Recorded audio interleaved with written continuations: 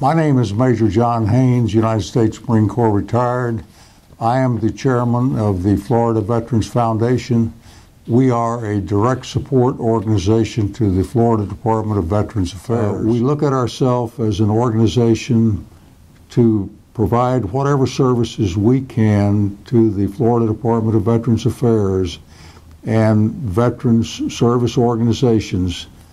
And if there's a veteran in the system or in the pipeline that still has a problem that could not be satisfied by someone else, the VA or a service organization, there could be many reasons why a veteran was not taken care of. Maybe that particular service organization just did not have the funds available.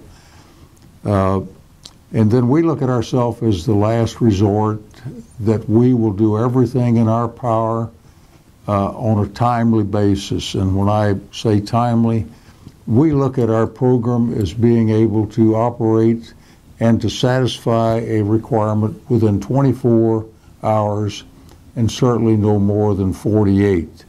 That we want to be able to give a veteran a decision, take care of the situation, because usually when a situation comes to us, it's an emergency situation.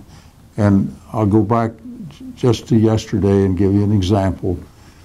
We had a telephone call yesterday from just outside of Jacksonville. There was an elderly veteran and his wife that were both oxygen dependent, 100%. Their air condition had broken in their home and required replacement. And they had been out of an air conditioned service for, as I mentioned, for 48 hours. And they had been unable to obtain assistance from anyone. And one of the problems that we had was locating that veteran by telephone.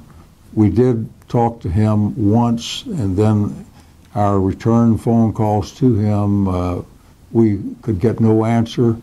We became concerned, and then we contacted one of our representatives in that area, who in turn contacted emergency services to go to that home to make sure that everything was okay, because we did not know, particularly with them being an elderly couple, only on Social Security, with no air conditioning and being on oxygen for 24-hour day period, both of them, that maybe something had happened in the home, the reason we could not get them by telephone after our initial contact. So that is just an example of some of the cases that we deal with.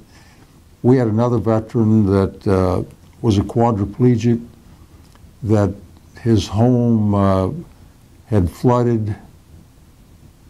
And when the emergency services people came to assist him and dry his home out, they plugged their large blowers into his electrical system, and of course he wound up with a gigantic electric bill, and he could not pay the bill, and there was no one else available that could take care of the bill, so we paid the bill to prevent his power from being turned off. You could imagine a quadriplegic veteran there by himself in a home with no electricity. That would just have been a catastrophe. So emergency situations like that is where we excel, because, as I mentioned, we consider ourselves to be a last-ditch effort, but we intend to take care of a veteran if there's a need and no one else can supply the service. we do everything in our power to take care of that veteran or his family. And I could cite many, many, many, many cases of where that happens. So we're that safety gap, we're that last measure of hope, and we feel that that there is a requirement for that type service, and we're very honored to be able to provide the services to our veterans, because these veterans, in many cases, in wearing the uniform of our country, they have served our country with dignity, when asked to do so. They've placed their lives on the line.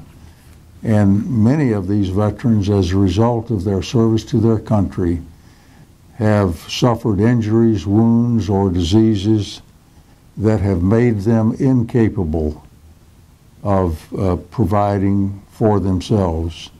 So this is where a grateful nation steps in and considers it an honor to be able to provide for our fellow veterans. That service is required.